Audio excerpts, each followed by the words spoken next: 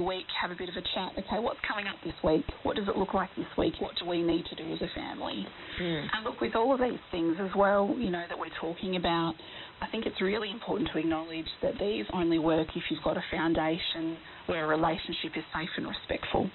And so if one or either partner in the relationship doesn't feel safe or doesn't feel respected, this isn't going to work. You know, and I think if someone's in a situation where they feel like their opinion or their feelings isn't being respected, they're not feeling safe at home, and that's when they need to be perhaps reaching out for some extra help. So what do you do for those people who are, you know, feeling like that? So that's where, you know, the National Family and Domestic Violence line, 1-800-RESPECT, is a really good resource, and people can ring them 24/7, and then they can find a service in their area. So don't feel that you're trapped. Coming up, we'll look at some often forgotten ingredients for healthy relationships.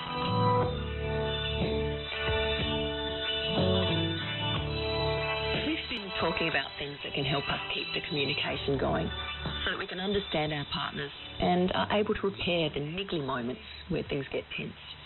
It's got me thinking about how my husband and I have got through tense times, and I think it comes down to that common values that we share and our faith in God. Absolutely. You know, God is always there. And that's the thing, isn't it? There are times when we don't like our partner, but our values is usually the reason why we stay. That said, just because somebody has the same values or faith to you, it doesn't mean that they're going to be safe or they're going to be trustworthy, and that's the trickiness as well. Is it's very easy in the context of a church to explain away things like domestic violence because they're Christian as well. And that's we're turning a blind eye to the issue then. However, you know, values are so important, and I think, you know, Jesus teaches me every day about grace. It's not about me being the perfect partner. It's not about our relationship being perfect. It's about knowing that we make mistakes and we can forgive and we can be forgiven and we can move forward. That's really, when you said that about grace, that really struck a point for me. And it doesn't mean ignoring issues. It doesn't mean letting them fester. It doesn't mean saying that things are okay when they're not okay. But it means that through grace we have a chance to grow. We have an opportunity to address things that are wrong. How would you explain grace? Grace is that we are loved, and there is no shame, there is no fear. We don't have to be afraid of being rejected. Because of Jesus and because of who we are in Christ, we know that we are lovable and we are worthwhile, and we can be firm in who we are as a person and as a beautiful creation. And if you have that knowledge and take that into a relationship, boy, that's powerful stuff. You see, because then that's what makes it possible to address an issue.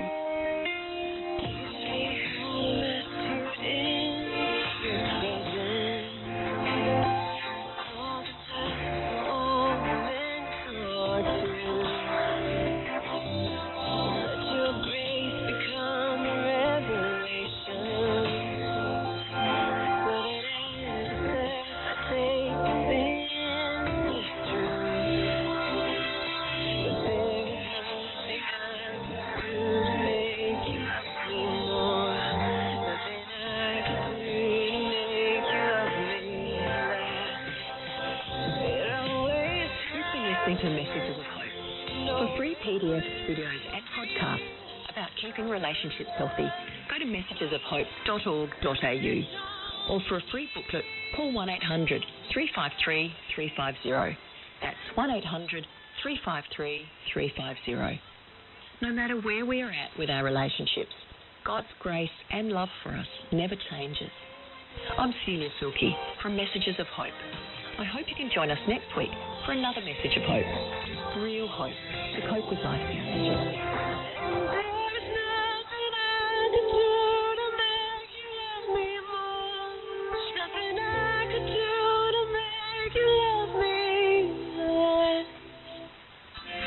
Thank you for tuning to Reach Beyond Australia.